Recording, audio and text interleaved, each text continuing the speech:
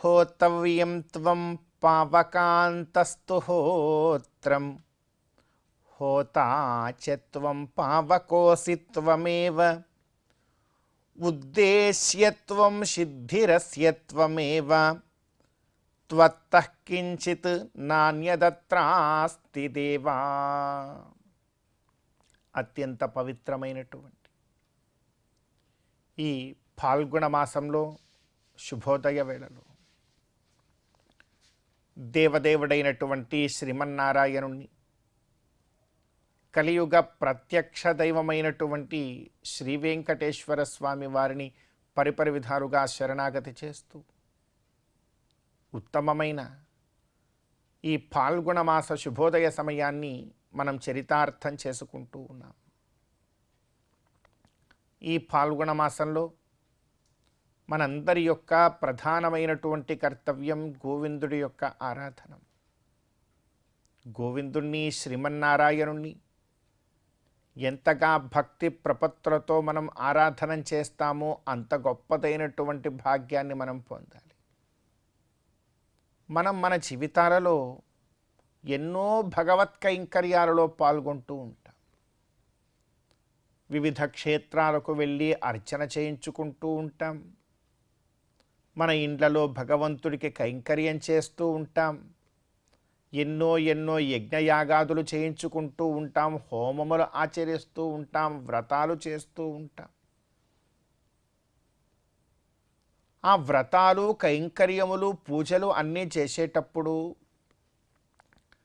ఆ భగవంతుడి యొక్క నివేదన కొరకు, అలంకరణ కొరకు ఏవో కొన్ని ద్రవ్యాలు, పుష్ప ఫలాదులు మనం కొంటూ తీసుకొని వచ్చి అక్కడ పెడతాం.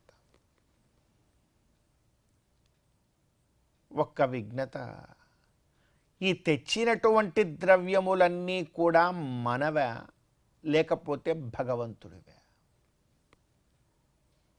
ఆ తెచ్చినటువంటి ద్రవ్యాలన్నీ నేను కదండి, నా కష్టార్జితం, నా డబ్బు, నేను ఖర్చు పెట్టి కొని తీసుకొని వచ్చి ఇక్కడ ఉంచాను అని అందామా? ఎలాగా? దీన్ని ఎలా మనం ఆలోచించే ప్రయత్నం చేయాలి అంటూ ఉన్నారు పెద్దలండి. హోతవు వియంతువం పావకాంతస్తు హోత్రం. ఒక యజ్ఞం చేద్దాము అనంటే ఆ యజ్ఞానికి అత్యంత ప్రధానమైనటువంటి కుండము ఏదైతే ఉందో అది భగవంతుడే. ఆ కుండములో ప్రతిష్ఠించబోయేటువంటి ఆ అగ్నిదేవుడు భగవంతుడే. ఆ అగ్నిదేవుడికి సమర్పించబోయేటువంటి ఆజ్యము, నెయ్యి ఏదైతే ఉందో అది కూడా భగవంతుడే. హోతవ్యంత్వం పావకాంతస్తు హోత్రం హోతాచత్వం. నేను ఈ రోజున యజమానిగా కూర్చుని యజ్ఞం చేస్తాను అంటావా? అది కూడా భగవంతుడే. హోతాచత్వం పావకోసిత్వమేవా. అక్కడ మనం వేసేటువంటి హవిస్సులను భస్మము చేసేటువంటి ఆ దేవదేవుడు అగ్ని కూడా భగవంతుడే, మహావిష్ణువే. పావకోసిత్వమేవ ఉద్దేశ్యత్వం సిద్ధిరస్యత్వమేవ. ఇంకా విచిత్రమేమిటో తెలుసునా? నీవు ప్రతిసారి హవనం చేసేటప్పుడు ఏదో సంకల్పం ఉంటుంది. ఇదిగో ఏతదర్థం కరిష్యే అంట. ఆ ఏతదర్థం అనేటువంటిది ఏమిటి? ఉద్దేశ్యం. ఆ ఉద్దేశ్యం కూడా భగవంతుడేనయ్యా. ఏది నీది ఉన్నది ఉద్దేశ్యం కూడా చివరికి నీది కాదు. నీలో ఆ ఉద్దేశ్యాన్ని కలిగించిన వాడు ఆయనే కాబట్టి ఆ ఉద్దేశ్యం కూడా ఆయనది. సరే పోనివ్వండి, ఉద్దేశ్యంతో చేశాను, అది ఆయందే, ఏదో అయ్యింది, పూర్తయింది, ఫలం వచ్చింది. ఆ యజ్ఞము ద్వారా ఫలాన్ని పొందుతున్నాము. ఆ ఫలమేమిటి? అది నాది కదా అంటే కాదు నాయనా. ఉద్దేశ్యమే ఆయనదైనప్పుడు ఆ ఉద్దేశ్యంతో చేసినటువంటి యజ్ఞము యొక్క ఫలం కూడా ఆయంది కాకపోతే నీది ఎలా అవుతుంది? అమాయకత్వం మనది. ఉద్దేశ్యత్వం సిద్ధిరస్యత్వమేవా, దానికి వచ్చేటువంటి సిద్ధి కూడా ఆ భగవంతుడే. అందుకే స్వామిని సర్వకార్యోత్పాదకత్వం సర్వఫలప్రదత్వం అనే లక్షణములు ఉన్నాయి అని వేదాంత శాస్త్రం చెప్తుంది. కనుక అదే సిద్ధితో మనం అర్చనం చేయాలి. సిద్ధిరస్యత్వమేవ త్వత్తః కించిత్ నాణ్యదస్తి. మనం ఏ జ్ఞానం పొందాలిట? ఇంత యజ్ఞం నేను ఆచరిస్తున్నా, ఇంత వ్రతకార్యము నేను చేస్తున్నా, ఇంత భగవత్ కైంకర్యం ఆచరిస్తున్నా, నా కంటికి కనబడుతున్నటువంటి ఈ మొత్తములో త్వత్తః కించిత్, నీకన్నా భిన్నమైనటువంటిది ఇంకేముంది గోవింద? ఏది లేదు, అంతా కూడా నీవే. త్వత్తః కించిత్ నాణ్యదత్ర అస్తి దేవా, నాణ్యత అత్ర అస్తి, నీకన్నా భిన్నమైనటువంటిది ఇక్కడ ఏది కూడా లేదు. ఇటువంటి తత్వంతోనే మనం భగవత్ కైంకర్యంలోకి వెళ్ళాలన్నారు. కానీ ఇది వింటే మనకు అయోమయం అనిపించవచ్చు. కానీ ఈరోజు కాకపోయినా రేపైనా ఒక అభ్యాసంతో భగవత్ కైంకర్యము ఆరంభంలో ఇలాంటి తత్వము ఆలోచన వంట పట్టదు. కానీ చేయగా చేయగా చేయగా అభ్యాసంతో ఇవన్నీ మన కంటికి, మన మనసుకి చాలా గొప్పగా అర్థమవుతాయి. అలా అభ్యాసంతో ఇంత గొప్పదైనటువంటి వేదాంత తత్వాన్ని గొప్పగా అర్థం చేసుకొని జీవితానికి అన్వయించుకునే ప్రయత్నాన్ని మనమందరం కూడా ఆచరించే ప్రయత్నం చేస్తూ ఈనాటి తిథివార నక్షత్రాలలో ఉండేటువంటి తత్వాన్ని కాస్త మన జీవితానికి అన్వయించుకుందాం. ఈ రోజున ఫిబ్రవరి 23వ తేదీ ఫాల్గుణ మాస శుక్లపక్ష షష్ఠి తిథి. ఈ రోజున షష్ఠి తిథికి అధిదేవత సుబ్రహ్మణ్య స్వామి వారు. గుహుడు గుహస్య శేషం గురుభిః సుపూజితం అంటూ గుహుడి యొక్క ఆరాధనాన్ని, సుబ్రహ్మణ్య స్వామి వారి యొక్క ఆరాధనాన్ని కనుక ఈ రోజున మనమందరం ఆచరిస్తే మన సంతానమునకు రక్షణను ఆ దేవదేవుడు ఇస్తాడు. అదేవిధంగా ఈ రోజున వారము సోమవారం. ఈ రోజున పరమశివుడి యొక్క ఆరాధనం మనకు జ్ఞానప్రదమవుతుంది. అదేవిధంగా ఈ రోజున నక్షత్రము భరణి నక్షత్రం. భరణి స్యాద్యమో యామ్యః, ఇది యమదేవతాకమైనటువంటి నక్షత్రం.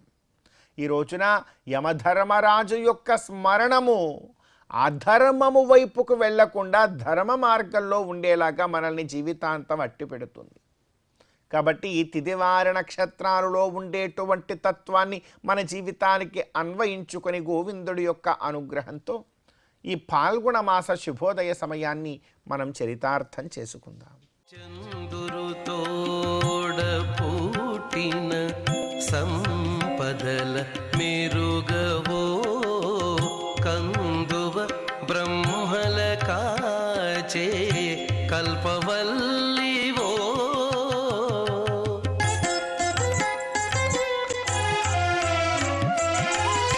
అందిన గోవిందునికి అండనే తోడు నీడై ఉందానవు మా ఇంటనే ఉండవమ్మా అమ్మ జయలక్ష్మి వరలక్ష్మి సంగ్రామ వీరలక్ష్మి ప్రియురాలవై హరికి బెరసితివమ్మా.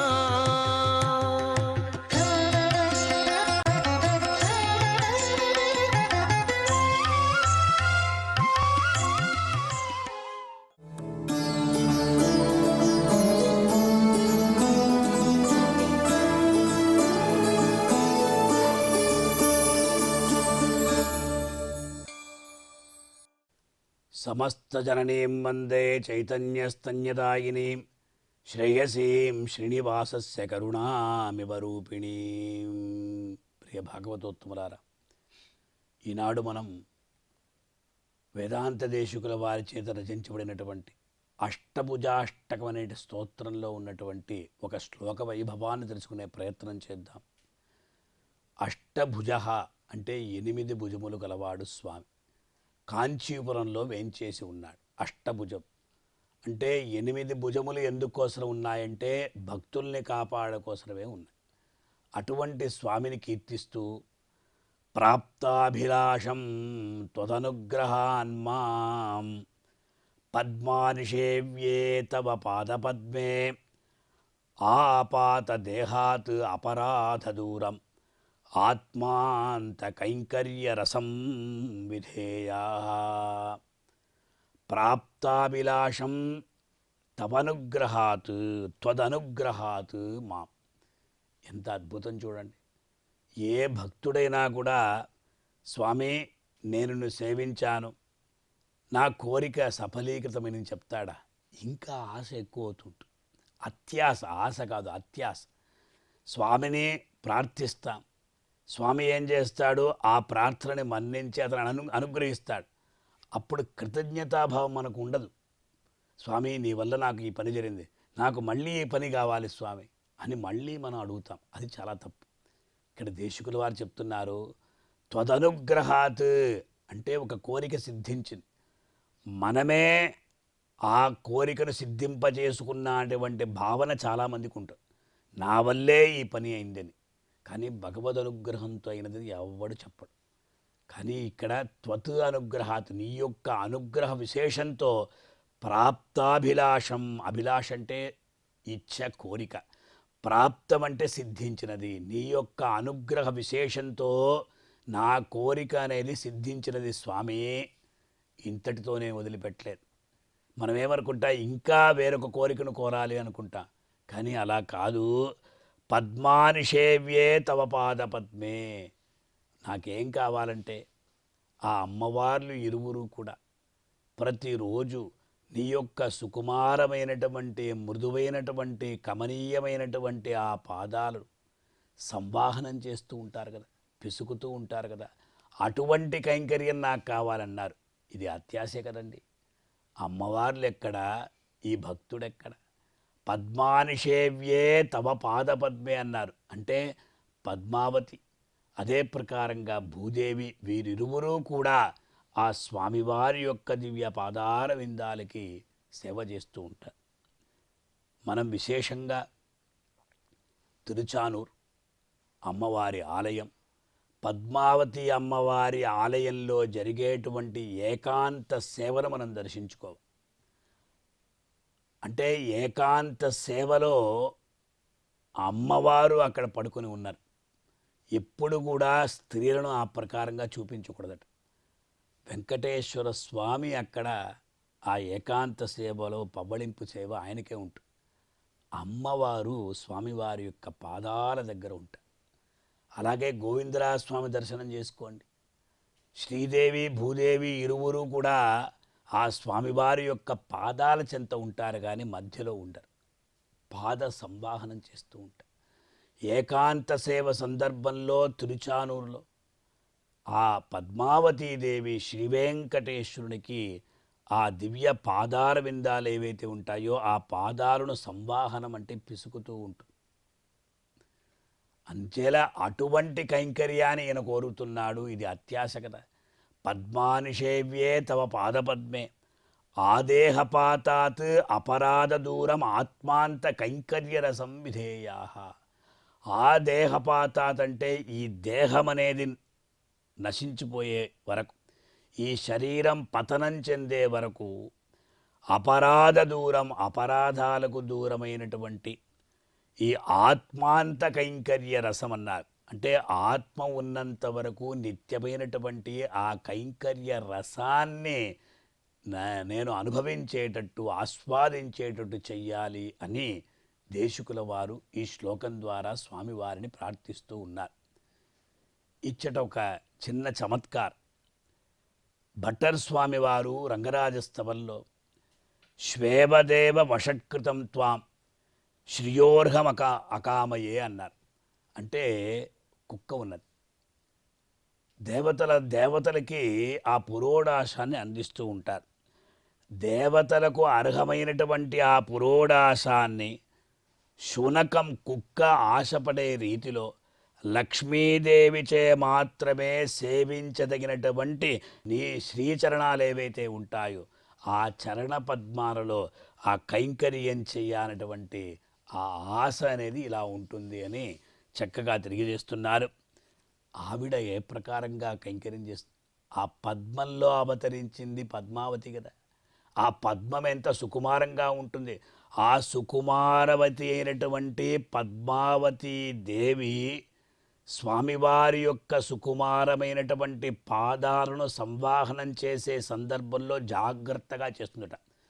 అంటే తన చెయ్యి అక్కడ పడినప్పుడు స్వామివారి యొక్క పాదాలు కందిపోతాయో అనేటువంటి ఒక భయంతో సంవాహనం చేస్తుంది. మనమంతా మొరటు స్వభావం కలవాడు. అందువల్ల మన యొక్క చేతులతో స్వామివారి యొక్క పాదాలు మనం సంవాహనం చేయగలమా? చేయలేం. కానీ దేశకుల వారు ఎందుకు ఇలా ప్రార్థిస్తున్నారంటే ఆ ఆ స్వామివారి యొక్క దివ్య పాదార విందాల్ని దర్శించుకుంటూ ఉండాలి.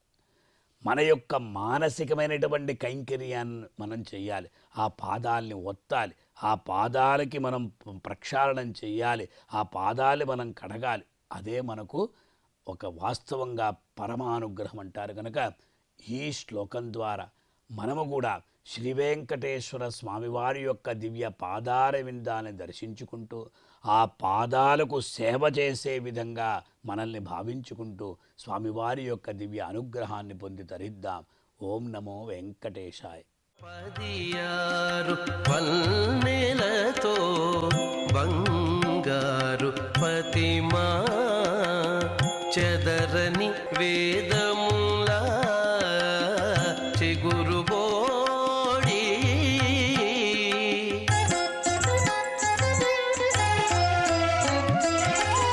ఎదుట శ్రీ వెంకటేశు నిల్లాలవై నీవు నిధుల నిలిచే తల్లి నీవారమౌమా అమ్మా జయలక్ష్మి వరలక్ష్మి సంగ్రామ వీరలక్ష్మి ప్రియురాలవై హరికి వెరసితివమ్మా అమ్మా జయలక్ష్మి వరలక్ష్మి సంగ్రామ వీరలక్ష్మి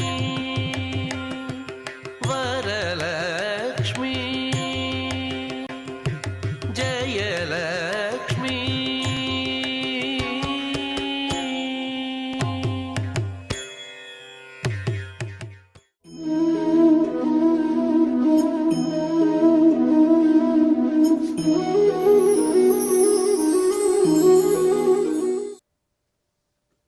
సంప్రదాయ సాహిత్యంలో సంస్కృతాంధ్ర సాహిత్యాలలో ఉన్నటువంటి ఎన్నో అద్భుతమైన అంశాలు ఉన్నాయి మనకి. అటువంటి సారస్వత సంపదకు మనం వారసులము అని భావించి స్మరించుకుంటూ ఉండాలి. జ్వాజిహ్వయా వలయితోత్కట కోటిదంష్ట్రముద్గారి ఘోర గణగర్ఘర ఘోషచాపం. జ్వాజిహ్వయా వలయితోత్కట కోటిదంష్ట్రముద్గారి ఘోర గణగర్గళ ఘోషమేతత్. గ్రాస ప్రసక్త హసదంతక వక్త్రయంత్ర జృంభా విడంబి వికటాదరమస్తు చాపం. శ్రీరామచంద్ర ప్రభువు యొక్క కుమారుడైనటువంటి లవకుమారుని యొక్క ధనుస్సు ఆయన ఎక్కుపెట్టిన సమయంలో ఎలా ఉంటుందంటే యమధర్మరాజు ఆవులించినట్టు ఉంటుందట. అంత భయంకరంగా ఉంటుందా ధనుస్సు ఎక్కుపెట్టాడంటే శత్రువుల పైన. ఆ ధను ప్రయోగం చేశాడంటే, బాణప్రయోగం చేశాడంటే ధ్వని వస్తుంది. అది యమధర్మరాజు వికటాట్టహాసం చేసినట్టుంటుంది. అంటే శత్రు సంహార కేళి. యుద్ధరంగంలో ఆయన సాక్షాత్తు జగదేక ధనుర్ధరుడైనటువంటి శ్రీరామచంద్రుని కుమారుడు కదా. బౌహూతి మహాకవి యొక్క శ్లోకం ఇది. ఋతంభరా తత్ర ప్రజ్ఞ అని పతంజలి మహర్షి చెప్పినట్టుగా ఆ మహాకవుల యొక్క సామాజిక చారణం, శబ్దధార, ఆ భావన కల్పన ఎలా ఉంటుందో చూడండి. జ్వాజిహ్వయా వలయితోత్కట కోటి దంష్ట్రముద్గారి ఘోర గణగర్ఘర ఘోషమేతత్. ఆ ఘోష ఆ విల్లు చేసే ఘోష అలా ఉంటుంది. యముని యొక్క ఆవులింతయా, యముని యొక్క వికటాట్టహాసమా అన్నట్టుగా ఉంటుంది. ఎందుకంటే ఆయన ఎవరి కుమారుడు? శ్రీరామచంద్ర ప్రభు యొక్క కుమారుడు. శ్రీరామచంద్రుడు అంటే ఏమిటి? ఆయన ఆ దేవదేవుడు భూపరళామ రామ, రఘుపుంగవ రామ, త్రిలోకరాజ్య సంస్థాపన రామ, మోక్షఫలదాయక రామ. అటువంటి రాముడు ఆయన. సమస్త సద్గుణాభిరాముడైనటువంటి దేవదేవుడు శ్రీరాముడు. మరి ఆయన కుమారుడు ఎలా ఉంటాడు? లవకుశులు ఆయన కుమారుడు, లవుడు, కుశుడు. ఏ కుమారుడైనా కానీ వారు ధరించినటువంటి విల్లంబులు కూడా అలా ఉంటాయి. రాముడు ధనుర్భంగం చేశాడు కదా, 24 ఏండ్లుగా ఇదెప్పుడు నుంచి కన్నులను తెరచి ప్రతీక్ష చేయుదు కదే జగదేక ధను కుమారక. కల్పవృక్షంలో విశ్వనాథ వారు చెప్పారు, కౌసల్యాదేవి నా బిడ్డ ఎంత ధనుర్ధరుడు అని ఆనందిస్తూ ఉంటాను. విరిచిన వెండి కొండ దొర వింటిని కానీ చూడలేదు. అటువంటి బిడ్డ ఆ జగదేక ధనుర్ధరుడు ధనుర్భంగం చేస్తూ ఉంటే ఆ దృశ్యం చూసే భాగ్యం నాకు లేకపోయిందే అని ఆ తల్లి పరితపించిందట. మరి ఆ తల్లికి మనవడు, ఆ తండ్రి కుమారుడు ఈ లవుడు. మరి ఆయన పరాక్రమం ఎలా ఉంటుంది? కాబట్టి పులి కడుపులో పులే పుడుతుంది, సింహం కడుపులో సింహమే పుడుతుంది. వారు అటువంటి జగదేక ధనుర్ధరుడు అని వారి పరాక్రమాన్ని వర్ణించే సమయంలో ఆ శబ్దజాలం కూడా ఆ పరాక్రమానికి దీటుగా వస్తాయి. చూశారా? జ్వాజిహ్వయా వలయితోత్కట కోటి దంష్ట్రముద్గారి ఘోర గనఘర్ఘర ఘోషమే తత్. ఆ ఘోష అలా ఉంటుంది. ఆ వింటి యొక్క నారి ఘోష, ఆ ఘోష అంత భయంకరంగా ఉంటుందని, శత్రు సంహారం చేస్తుందని, ఇవన్నీ కూడా అంతరంగంలో అనుసంధానం చేసుకోవడం చేత, మన మనసులో ఇవి స్మరించుకోవడం చేత మన మనసులో ఉన్న వ్యతిరేకమైనటువంటి భావాలన్నీ పోతాయి. సానుకూలమైనటువంటి ఆలోచనా బలం పెరుగుతుంది, ఆత్మస్థైర్యం పెరుగుతుంది, ఆత్మశక్తి పెరుగుతుంది. ఎందుకంటే ఆ మహాకవుల యొక్క శబ్దధారా ప్రవాహానికి ఆ శక్తి ఉన్నది. ఆ శబ్దధారా ప్రవాహాన్నే యోగశాస్త్రంలో ఆహ్లాదిని అన్నారు. ఆ ఆహ్లాదిని శక్తి ఎంత పుష్కలంగా ఉంటే సామాసిక చారణం అలా వస్తుంది. బహుహూతి లాంటి మహాకవులు, అందులోనూ మహానుభావులు, వాళ్ళు చెప్పిన ఆ మహావీర చరిత్ర కానీ, ఉత్తరరామ చరిత్రం కానీ అత్యద్భుతమైనటువంటి మహాగ్రంథాలు. నాటకాంతం హి సాహిత్యం అన్నట్టుగా సంస్కృతంలో ఆ నాటకాలు జగద్విదితమైనటువంటి వారి పాండిత్య బలాన్ని చాటి చెప్తూ ఉన్నాయి. అలా ఆ శ్లోకంలో ఉన్నటువంటి శబ్దధార మనస్సును ఆకర్షిస్తుంది. ఆ శబ్ద సౌందర్యం చేత ఆకృష్టమైనటువంటి అంతరంగంలో ఆత్మశక్తి పెరుగుతుంది. అలా మన ఆత్మబలాన్ని, ఆత్మస్థైర్యాన్ని కూడా పెంచుకునే ప్రయత్నం చేస్తూ ఉంటే అదే యోగబలంగా పరిణమిస్తుంది అని పెద్దలు చెప్పారు.